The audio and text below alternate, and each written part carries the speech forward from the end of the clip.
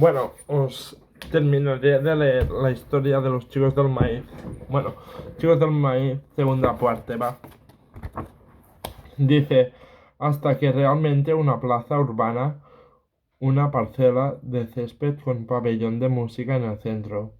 En el otro extremo, donde Main Street constituía de nuevo una sola calle, se levantaban dos edificios de aspecto oficial.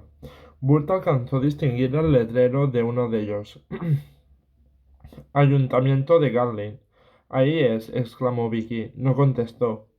Al llegar al medio de la plaza, Burt volvió a detener el coche. Estaban frente al Garling Bar and Grill. ¿A dónde vas?, le preguntó Vicky, alarmada, cuando él abrió la portezuela desolado. A preguntar dónde está la gente. En el escaparate hay un cartel que dice abierto. No quiero quedarme sola. Pues entonces ven conmigo. ¿Quién te lo impide? Vicky también abrió su portezuela y se apeó mientras Bart pasaba frente al coche. Él vio que estaba muy pálida y experimentó un fugaz sentimiento de compasión irremediable. ¿Lo oyes?, inquirió Vicky al reunirse con él. Si oigo qué, el silencio, ni coches, ni gente, ni tractores, nada. Y entonces, una manzana más adelante, estallaron unos fuertes y alegres risas infantiles. Oigo a los niños, manifestó él. Tú no. Ella lo miró inquieta. Bart abrió la puerta del restaurante y se introdujo en el calor seco, antiséptico. El piso estaba cubierto de polvo. Las superficies cromadas estaban empañadas. Las, las paletas de los ventiladores del techo estaban inmóviles. Inmóviles. Mesas vacías, tamburetes vacíos, pero el espejo de detrás de la barra había sido trizado y había algo más. Todos los grifos de cerveza habían sido rotos. Descansaban sobre la barra con extravagantes ornamentos. La voz de Vicky sonó burlona y próxima a quebrarse. Claro, pregúntaselo cualquiera. Disculpe, señor, ¿puede decirme? Oh, cállate. Pero habló en un tono opaco y débil. Estaban en medio de un rayo de sol polvoriento que entraba por el gran ventanal del restaurante. Y él volvió a experimentar la sensación de que los vigilaban. Pensó el chico que llevaba en el maletero y los estridentes risas infantiles. Impecablemente se les ocurrió una frase. Una frase de connotación legal y empezó a repetirla místicamente para sus adentros. Algo nunca visto, algo nunca visto, algo nunca visto. Sus ojos recorrieron las tarjetas clavadas en las chinchetas detrás de la barra y amarilleadas por el paso del tiempo. Hamburguesa con queso, 35 céntimos. Pastel de fresa y rubarbo, 25 céntimos. Hoy especial de jamón y salado red ale on puré de patatas, 80 céntimos. ¿Cuánto tiempo hacía que no veía tales precios? Vicky encontró la respuesta. Mira esto, exclamó una voz chillona. Señalaba un alamanque colgado en la pared. Supongo que están en la fiesta de beneficencia. Desde hace 2 años. Lanzó una risita crepitante. Bart se acercó. La ilustración mostraba a dos niños que nadaban en un estanque mientras un simpático perrito se llevaba sus ropas. Debajo de las ilustraciones se leía gentileza de la carpintería y ferretería Gallin. Usted lo rompe, nosotros lo reparamos. El mes a la vista era el agosto de 1964. No entiendo, balbuceó Bart, pero estoy seguro. ¿Estás seguro?, aulló Vicky histéricamente. ¿Seguro que estás seguro? Eso forma parte de tu problema, Bart. Ha pasado toda tu vida estando seguro. Él se volvió hacia la puerta y Vicky lo siguió. ¿Y dónde piensas ir? Al ayuntamiento. Bart, ¿por qué tienes que ser tan terco? Sabes que aquí pasa algo malo. No puedes admitirlo sencillamente. No soy terco, solo quiero liberarme de lo que llevo en el maletero. Pisaron la acera y Bart volvió a sentirse azotado por el silencio del pueblo y por el olor del abono. ¿Quién sabe por qué nunca pensaba que ese olor cuando untabas el maíz con mantequilla y le echabas sal y la hincabas el diente? Obsequio del sol, de la lluvia, de toda clase de fosfatos de factura humana y de una buena y saludable dosis de estiércol de vaca. Por ese olor era curiosamente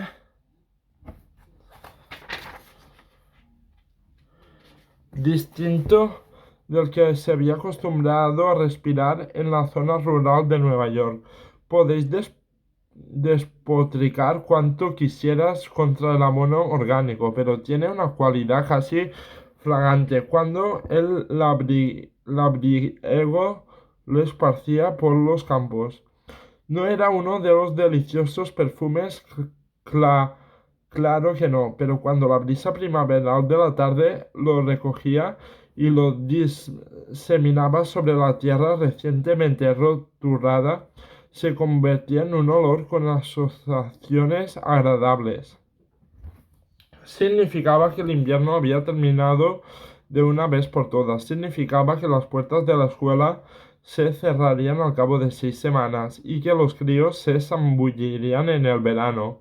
Era un olor que estaba irrevocablemente unido en su sensibilidad a otros aromas que si eran perfumados, el de la hierba forrajera, el del trébol, el del humus fresco, el de la malva, el del cornejo, pero allí debía de emplear otro sistema, pensó. El olor era parecido, pero no el mismo. Tenía un substrato morbosamente dulzón, casi cadavérico. Él había sido enfermero en Vietnam y estaba muy familiarizado con ese olor. Vicky estaba callada en el coche y miraba con expresión fascinada.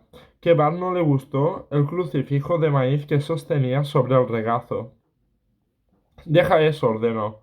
No, contestó ella, sin levantar la vista. Tú jugarás tus juegos y yo jugaré los míos. Arrancó y siguió hasta la esquina. Un semáforo apagado colgado sobre una cabeza, mecido por la suave brisa. A la izquierda había una pulcra iglesia blanca. El césped estaba recortado. Junto al camino de losas que conducía hasta la puerta crecían flores bien cuidadas. Bart aparcó. ¿Qué haces? Entraré y echaré una mirada, anunció Bart. Es el único edificio del pueblo donde no parece haberse acumulado el polvo de los últimos 10 años. Y mira la vitrina de los sermones. Vicky miró las letras blancas cuidadosamente insertadas debajo del cristal. Anunciaban el poder y la gracia del que marcha detrás de las hileras. La fecha era 24 de julio de 1976, una semana atrás. El que se marcha detrás de las hileras, dijo Bart, apagando el motor. Uno de los 9000 nombres de Dios que solo emplea en Nebraska, supongo. ¿Vienes? Ella no sonrió. No entraré contigo. Excelente, haz lo que quieras. No he pisado una iglesia desde que me fui de casa, y no quiero estar en esta iglesia, y no quiero estar en esta ciudad. Bart, me siento aterrorizada. ¿Es que no podemos irnos sencillamente? Solo tardaré un minuto. Tengo mis llaves, Bart. Si no has vuelto dentro de 5 minutos, me iré y te dejaré aquí. Un momento. Eso es lo que esperaré. Un momento, a menos que estés dispuesto a atacarme como un vulgar asaltante para quitarme las llaves. Supongo que podrías hacerlo. ¿Pero no crees que lo haga? No. El bolso de ella descansaba sobre el asiento entre los dos. Él lo cogió. Vicky gritó y manoteó la correa. Bart lo puso fuera del alcance. Sin molestarse a hurgar, se limitó a dar una vuelta al bolso y volcar todo su contenido. El llavero reflujo en medio del Kleenex, los cosméticos, las monedas y las viejas listas de compras. Vicky se arrojó sobre las llaves, pero él se adelantó nuevamente y se las metió en el bolsillo. No debiste hacer eso, sollozó Vicky. Devuélvemelas. No, contestó Bart, y le sonrió cruel inexpresivamente. Ni en sueños. Por favor, Bart, tengo miedo. Ella tendió la mano suplicante. Estarías 2 minutos y resolverías que ya habías esperado lo suficiente. No podría. Y después te irías riéndote y diciendo para tus adentros. Así Bart aprenderá a no contrariarme cuando deseo algo. ¿No ha sido ese tu lema durante nuestra vida de casados? Así Bart aprenderá a no contrariarme. Se apeó al coche. Por favor, Bart, gritó ella, deslizándose por el asiento. Escucha, lo sé. Saldremos de la ciudad y telefonearemos desde una cabina pública. ¿Te parece bien? Tengo montones de monedas, solo que podemos... No me dejes sola, Bart. No me dejes sola aquí. Él le cortó el grito con un portazo y recostó un momento en la carrocería del T-Bite, apretándose los ojos, cerrando con los pulgares. Ella apretaba la ventanilla del lado del conductor y gritaba el nombre de él. Producía una excelente impresión cuando finalmente encontrara una autoridad para entregarle el cadáver del chico. Oh, sí. Se volvió a empezar a caminar por el camino de las lozas que conducía a la puerta de la iglesia. 2 o 3 minutos son una mirada en torno y volvería a salir. Probablemente ni siquiera encontraría la puerta abierta, pero cuando empujó cedió silenciosamente sobre los gozones bien aceitados, reverentemente aceitados, pensó, y este le pareció gracioso sin ningún motivo secreto, y entre el vestíbulo tan fresco que casi resultaba glacial. Sus ojos tardaron un momento en acostumbrarse en la penumbra. Lo primero que vio fue un montón de letras de madera acumuladas en el rincón más alejado, cubiertos de polvo y revueltas al azar. Se acercó a ella, impulsado por la curiosidad. Parecían tan viejas, olvidadas, con el almanaque del restaurante, diferencia del resto del vestíbulo, que estaba barrido y ordenado. Las letras medían un poco más de medio metro de altura y obviamente formaban parte de una secuencia. La desparramó sobre la alfombra. Eres 23. Y el cambio de lugares como si estuviera armado un anagrama. Auta, Giles, Aide. No, tía rata lesbia. Esto tampoco ningún sentido. Luego construyó rápidamente la palabra iglesia. Eso era absurdo. Estaba acuclillado jugando como un idiota con un montón de letras mientras Vicky enloquecía en el coche. Empezó a levantarse y entonces lo vio claramente. Compuso la palabra bautista y alternando la orden de las letras restantes resultó de Gracia, Iglesia Bautista de Gracia. Esas letras debían de haber estado en la fachada, la habían quitado y les habían arrojado indiferentemente en el rincón y entre tanto habían pintado la iglesia de modo que ya no veía sus marcas. ¿Por qué? Porque eso ya no era la iglesia bautista de Gracia. ¿Y entonces qué clase de iglesia era?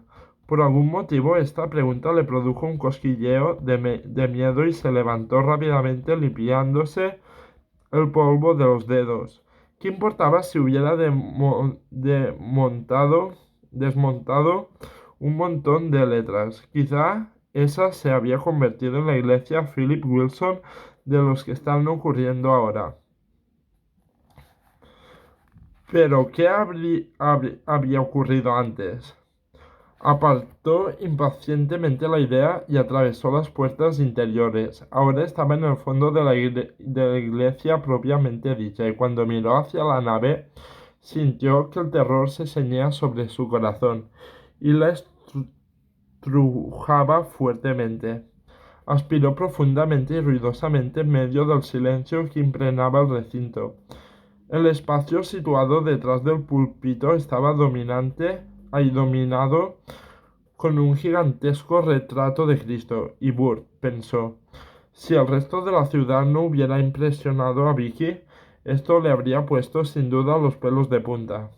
Era un Cristo sonriente, Bulpino. Sus ojos desorbitados de la mirada fija le recordaban desagradablemente a a los de Lon Chaney, el fantasma de la ópera. Dentro de una de las grandes pupilas negras, alguien, presumiblemente un pecador, se ahogaba en un lago de fuego. Pero lo más extraño era que ese Cristo tenía el cabello verde, que seguía revelaba un estudio más minucioso. Estaba confinado con una masa enroscada de maíz estival. El retrato era tosco, pero impresionante. Parecía el cómic mural dibujado por un niño talentoso. Un Cristo antiguo del Testamento o un Cristo pagano capaz de masacrar a sus ovejas a manera de sacrificio en lugar de guiarlas. Al pie de la hilera de bancos a la izquierda había un órgano, y al principio Bart no entendió qué era lo que hacía parecer extraño el instrumento.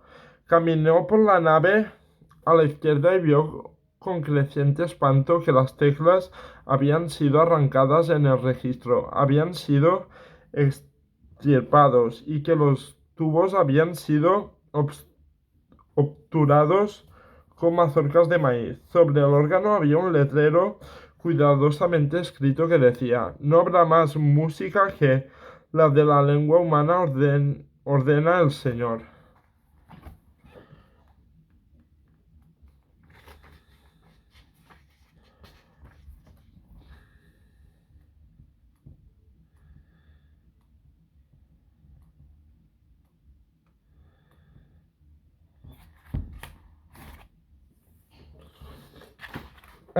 Vicky tenía razón. Allí pasaba algo espantoso. Contempló la posibilidad de suspender la exploración y de volver junto a Vicky. Eh, Montar en el coche y abandonar... Ostras, tío. Abandonar la ciudad inmediatamente sin hacer caso del ayuntamiento. Pero la idea le irritó. Se sinceró, pensó. ¿Quieres poner a prueba su prohibición número 5000 antes de volver y confesarle que ella está en lo cierto desde el principio? Sí iría más o menos dentro de un minuto. Se encaminó hacia el púlpito pensando constantemente: debe pasar gente por Gatlin. En los pueblos vecinos deben haber personas que tienen hijos y parientes aquí. La policía del estado de Nebraska debe patrullar de vez en cuando y la compañía de electricidad. El semáforo estaba apagado. Si la corriente estaba cortada desde el foro estaba apagado. Si la corriente estaba... El semáforo estaba apagado. Si la corriente estaba cortada desde hacía 12 largos años, seguramente lo sabían. Corolario, lo que le parecía haber sucedido a Galdin era imposible, pero a todo eso tenía escalofríos. Subió los 4 escalones alfombrados que conducían al púlpito y miró los bancos vacíos que brillaban en la penumbra. Le pareció sentir el peso de esos ojos macabros y resueltamente paganos que les perforaban la espalda. Sobre el artil descansaba una gran Biblia abierta en el capítulo 38 de Job. Bar bajó la vista y leyó. Entonces respondió el señor Job desde el torbellino y dijo: ¿Quién es que oscurece el consejo con palabras sin sabiduría? ¿Dónde estabas tú cuando yo no fundaba la tierra? El Señor, que mancha detrás de las hileras. Hazme saber si tienes inteligencia, y por favor pásame el maíz. Volvió la página de la Biblia, y éstas produjeron un seco susurro en medio del silencio, ruido que probablemente haría el fantasma si existiera la verdad, si existieran de verdad. Y en semejante lugar casi podía creer en ellos. Algunos fragmentos de la Biblia habían sido cernados. Sobre el lado del Nuevo Testamento, alguien había resuelto enmendarle la plana a un buen rey, Jacob, con un par de tijeras, pero el Antiguo Testamento estaba intacto. Ya disponía a abandonar el púlpito cuando vio otro libro sobre un estante más bajo y lo cogió pensando que podía ser un registro de bodas y confirmaciones y entierros. Hizo una mueca al leer palabras estampadas en la cubierta, torpemente recamadas con láminas de oro. Arrasad a los inicuos para que la tierra vuelva a ser fértil, dice el Señor de los ejércitos. Allí parecía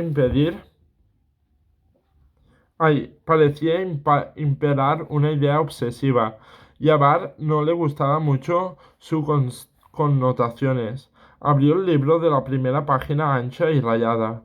Enseguida se dio cuenta de que eso había sido escrito por un niño. En algunos lugares había usado escrupulosamente una goma de borrar, y si bien no había errores de ortografía, las letras eran grandes y habían sido trazadas por una mano infantil que había dibujado en lugar de escribirlas. La primera columna decía: Amos Dagan, Richard, 4-9 de 1945 a 4-9 de 1964. Isaac Refre, William, 19 del 9 de 1945, 19 del 9 de 1964. Zempi Kirik, 14 del 10 de 1945, 14 del 10 de 1964. Mary Wells, Roberta, 12 del 11 de 1945, 12 del 11 de 1964. Jem Hollins, 5 del 1 de 1949, 5 del 1 de 1965. Bart frunció el entrecejo y siguió volviendo las páginas. Cuando faltaba una cuarta parte de la hoja para completar el libro de los dobles columnas, interrumpía bruscamente. Rachel Stigman, Donna, 21 del 6 de 1957, 21 del 6 de 1976. Moses Richard Henry, 29 del 7 de 1957. Malick Boreman, 15 del 8 de 1957. El último asiento del libro correspondía a Ruth Clauen, Sandra, 30 del 4 de 1961. Bart inspeccionó el estante donde había encontrado el libro y descubrió otros dos. El primero tenía las mismas leyes de Arrasat a los inicuos y continuaba la misma lista, registrando fechas de nacimiento en nombres de la única columna. A continuación, en septiembre de 1964 encontró a Job Gillian Clayton en el 6 de septiembre y el siguiente asiento correspondía a Evin Tobin, número el 16 de junio de 1965. Si un segundo nombre entre parientes, entre paréntesis. El tercer libro estaba en blanco. Detrás del púlpito, Bart reflexionó.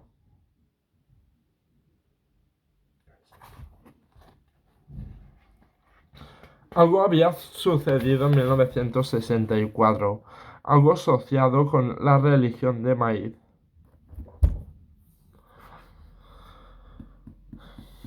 Y los niños, Dios amado, te suplicamos que bendigas el maíz. En nombre de Jesús, amén. Y el cuchillo en lo alto más inmoral del cordero. Pero había sido un cordero, quizás se había apoderado de ellos una manía religiosa, solo aislándose del mundo exterior para centenares de kilómetros cuadrados, el secreto maizal susurrante, solo bajo 35 millones de hectáreas de cielo azul, solo bajo el ojo vigilante de Dios, que ahora era un extraño Dios verde. Un Dios de maíz envejecido, extravagante y hambriento, el que la marcha detrás de las hileras. Bas sintió que se recorría un escalofrío. Vicky, deja que te cuente una historia. La historia de Amos Dagan. Él nació el 4 de septiembre de 1945 y se llamaba Richard Dagan. En 1964 optó por el nombre de Amos, un bello nombre del Antiguo Testamento. Amos, uno de los profetas menores. Bien, Vicky, lo que sucedió, no te rías, es que Dickie Dagan y sus amigos Billy Refeu, George Crick, Robert Wills y Eddie Hollins, entre otros, se hicieron religiosos y mataron a sus padres, a todos. ¿No te parece alucinante? Los acribillaron en la cama, los apuñalaron en la bañera, los envenenaron la comida, los ahorcaron o tal vez los destriparon. ¿Por qué? ¿Por qué el maíz? Quizás se estaba secando. Quizás se le ocurrió la idea de que se secaba porque la gente pecaba demasiado, porque no había suficientes sacrificios, y lo hubo, el maizal en las hileras. En algún momento de esto estoy seguro, Vicky de alguna manera decidieron que nadie debía vivir más de 19 años. Richard Amos Dagan, el protagonista de nuestra historia, cumplió 19 años el 4 de septiembre de 1964. La fecha que figura en el libro. Pienso que tal vez lo mataron, lo sacrificaron en el maizal. ¿No te parece una historia tonta? Pero ahora vamos que le sucedió a Rachel Sigman, que hasta 1964 se llamó Donna Stigman. Cumplió 19 años el 21 de junio, hace más o menos un mes. Mose Richardson nació el 29 de julio y dentro de solo 3 días cumplirá 19 años. ¿Sospechas lo que le ocurrió el 29, el viejo Mose? Yo lo imagino. Val se humedeció los labios. Los sentía muy secos. Hay algo más, Vicky. Observa esto. Tenemos a Job Gilman Clayton, que nació el 6 de septiembre de 1964. No hubo más nacimientos hasta el 16 de junio de 1965. Un vacío de 10 meses. ¿Sabes lo que pienso? Mataron a todos los padres, incluyendo las madres embarazadas. Eso es lo que pienso. Y una de ellas quedó embarazada en octubre de 1964 y alumbró a Eve, una muchacha de 16 o 17 años. Eve, la primera mujer. Hojeó febrilmente el libro en el sentido inversión y encontró el asentimiento de Ben Tobin.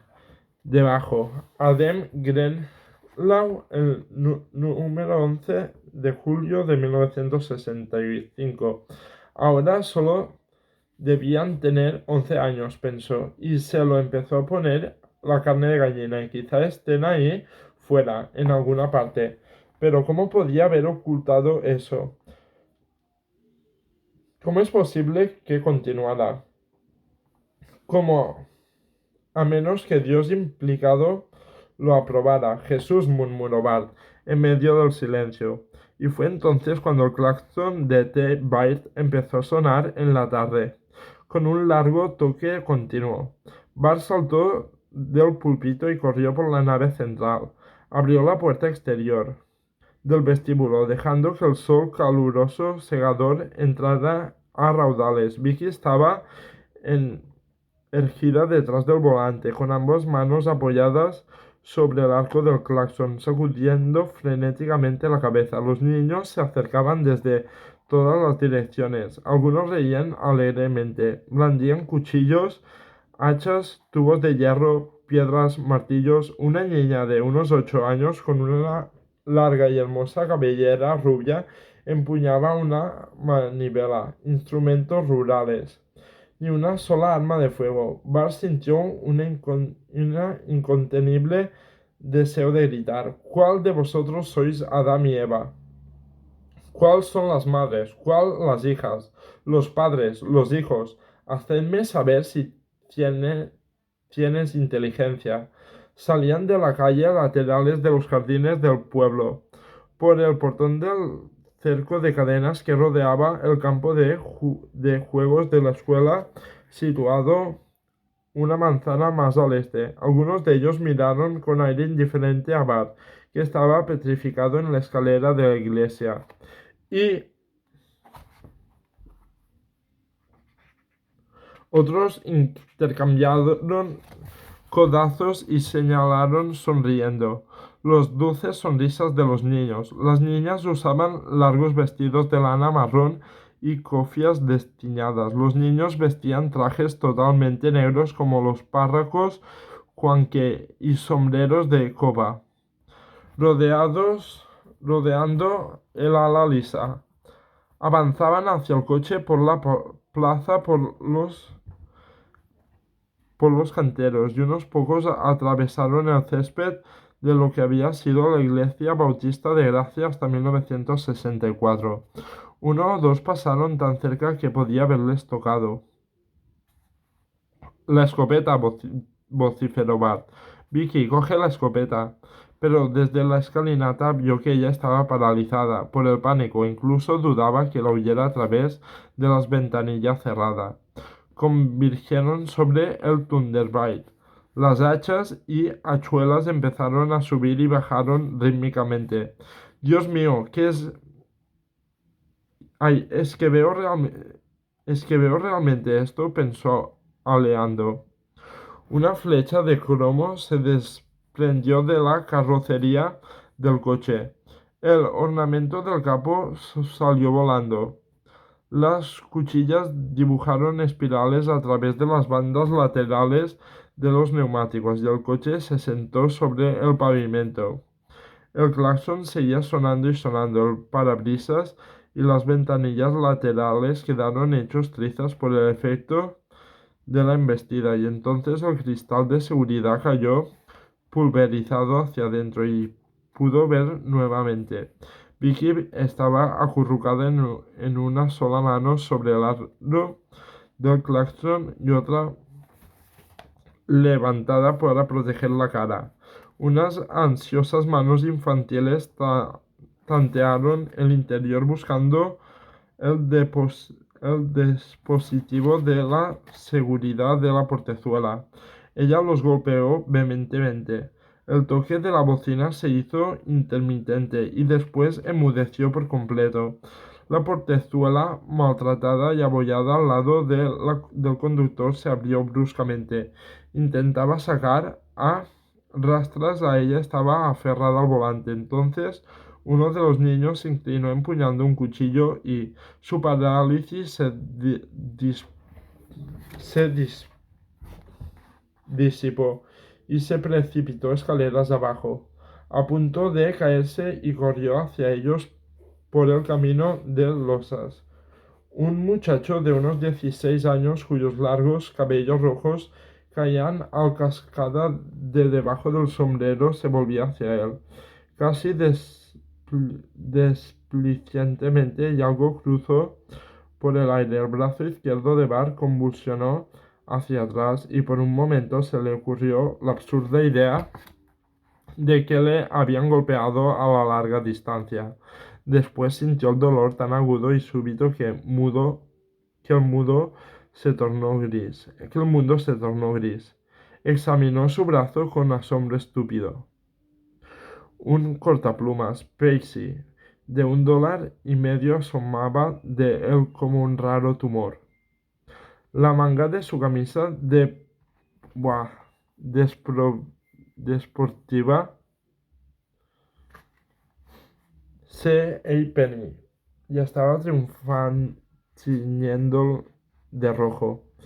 Miró el cortaplumas durante lo que pareció una eternidad tratando de entender cómo podía estar allí.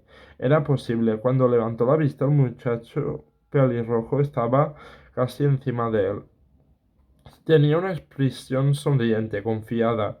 Cerdo, le espeteó Bort con una voz quebrada atónita. Encomienda tu alma a Dios porque enseguida comparecerás ante su trono, dijo el pelirrojo, y estiró las garras hacia los ojos de Bart. Bart retrocedió, arrancó el cortaplumas Pensy de su brazo y lo clavó el cuello del pelirrojo. La sangre saltó inmediatamente a borbotones, salpicando Bart. El pelirrojo empezó a gorgotear y caminó en círculos. Maneteó el cortaplumas tratando de desprenderlo, pero no lo logró. Bart lo observaba con la mandíbula desencajada. Nada de eso sucedía realmente. Era un sueño. El muchacho pelirrojo gorgoteaba y caminaba. Ahora ese ruido era el único que se oía en la tarde calurosa. Las otras lo miraban pasmados. Esa parte no figuraba el guión, pensó Bart.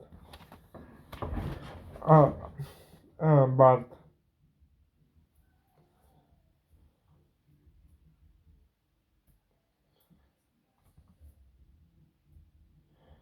Aturdido. Vicky y yo sí figuramos. Y los niños del maizal que trataban de huir. Pero uno de ellos los miró ferozmente con ganas de gritar. ¿Os gusta? El muchacho pelirrojo lanzó un último y débil graznido y se desplomó sobre las rodillas. Miró un momento a Bart y después apartó las manos del mango del cortaplumas y lo tumbó hacia adelante. Los niños congregados en torno del Thunderbird dejaron escapar un suspiro. Miraron a Bart.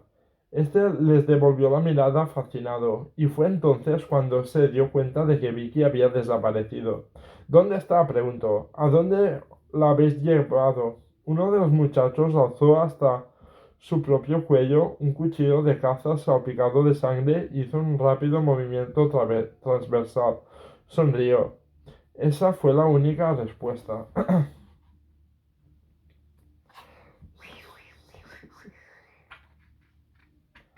A él ordenó la voz de una chica mayor, desde atrás. La niña empezó a avanzar.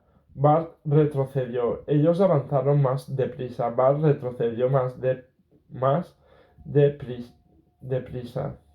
La escopeta, la condenada escopeta, fuera del alcance de sus manos. El sol recortó oscuramente sus sombras sobre el césped verde de la iglesia. Y entonces él bajó a la acera. Se volvió y corrió. ¡Matadlo! Rugió alguien y emprendió la persecución. Corrió, pero al azar. Rodeó el ayuntamiento. Allí no encontraría ayuda y le acorralarían como una rata. Y enderezó por Main Street que 2 manzanas más adelante se ensanchaba y se convertía nuevamente en la carretera. Si hubiera hecho caso, él y Vicky se hallarían ahora en la carretera y lejos. Sus mocasines golpeaban rítmicamente la calzada. Delante de él vio algunos otros edificios comerciales, incluyendo la heladería Garlin y por supuesto el Bijou Teatral. Las letras polvorientas del marquesina anunciaban: Oye, Esther pocos días, Ellie de Taylor Clepor R.A. Después de la intersección siguiente existía una gasolinera que marcaba el límite del pueblo. Y más allá del marcial que cerraba a ambos lados de la carretera, una marea verde de maíz. Bart corría. Ya le faltaba el aliento y le dolía la herida del brazo. y dejaba su rastro de sangre. Sin dejar de correr, extrajo el pañuelo del bolsillo trasero y lo metió bajo la camisa. Corría. Sus mocasines repiqueteaban con el cemento, descabrejando de la acera, y el aliento cada vez más caliente le raspaba la garganta. El brazo empezaba a palpitarle fuertemente. Un tramo cáustico de su cerebro intentó preguntarle si pensaba que podía correr hasta la próxima ciudad y si podía resistir 30 kilómetros de carretera en dos carriles. Corría, lo oía a sus espaldas, 15 años más joven y más veloces que él, ganando terreno. Sus pisadas destallaban sobre el pavimento, intercambiaron alardidos y gritos. Bart pensó amargamente que se divertían más que una alarma general de incendios. Hablarían de eso durante años. Bas, Bart corría. Pensó, pasó frente a la gasolinera que marcaba el límite del pueblo. El aire siseaba y rugía en el pecho. La acera desapareció bajo sus pies y ahora solo le quedaba un recurso, una sola alternativa para librarse de ellos y escapar con vida. Ya no había casas ni ciudad, el maíz había vuelto a cerrarse con una plácida onda verde sobre los bordes de la carretera.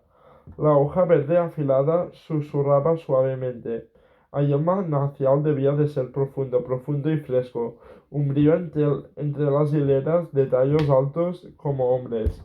Pasó frente a un cartel que proclamaba: "Está saliendo de Gatlin, el pueblo más bello de Nebraska y del mundo. Vuelva cuando quiera".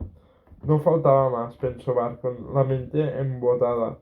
Pasó frente al cartel como un corredor a punto de llegar a la meta y después viró hacia la izquierda, cruzó la carretera y se desprendió de los mocasines.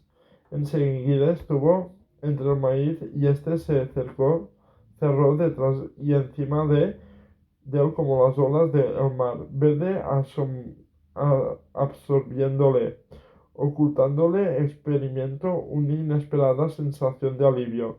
Al mismo tiempo recuperó el aliento. Sus pulmones, que se habían estado comprimiendo, parecieron dilatarse y aumentar sus capacidades respiratorias. Pero el rumbo había hacia un fondo de primera hilera, por lo que se había introducido con una cabeza gacha, aparentemente en las hojas con los hombros y haciéndolas temblar.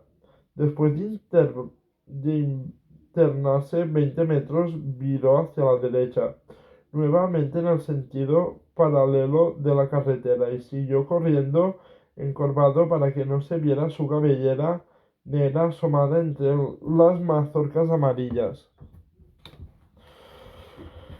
Por fin se dejó caer sobre rodillas y apoyó la frente contra el suelo. Solo oía su propia respiración jadeante, y el pensamiento que daba vueltas y vueltas por su cabeza era siempre el mismo. Gracias a Dios que deje de fumar. Gracias a Dios que deje de fumar. Gracias a Dios.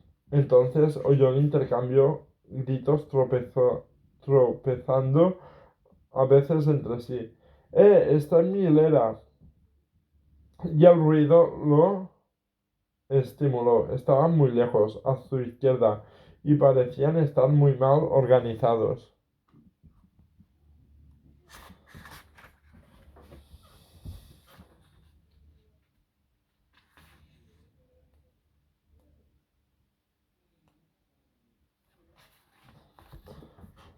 Sacó el pañuelo de debajo de la camisa, lo dobló y volvió a introducirlo en el bolsillo trasero después de examinar la herida.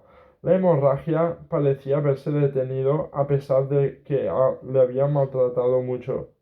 Descansó un poco más y se dio cuenta de que sentía bien mejor físicamente en muchos años. Si se efectuaba las palpitaciones de su brazo, su cuerpo estaba bien ejercitado y de pronto debía abordar un problema claro, aunque demencial, después de 2 años en los que solo había tenido que lidiar con demonios que succionaban la savia vital de su matrimonio. No era correcto que se sintiera así, pensó, corría peligro de muerte y había secuestrado a su esposa. Era posible que ella estuviera muerta. Trató de recordar el rostro de Vicky y disparar así en parte de la estrafalaria sensación de placer que embragaba, pero no consiguió evocar su fascinación. En cambio, acudió a su mente la imagen del muchacho pelirrojo con el cortaplumas clavado en el cuello. En ese momento tomó conciencia de la fragancia del maíz que rodeaba impregnando su olfato. El viento que soplaba entre los penachos de plantas sonaba como voces sedantes. Poco importaba lo que se hubiera hecho antes en su nombre del maíz. Ahora este era su protector. Pero se acercaba, corrió agazapado por la hilera donde se hallaba, cruzó a otro, retrocedió y atravesó más hileras. Procuró que las voces quedaran siempre a su izquierda, pero a medida que avanzaba la tarde, esto era cada vez más difícil de lograr. Las voces se habían debilitado y a menudo el crujido de los tallos las eclipsaba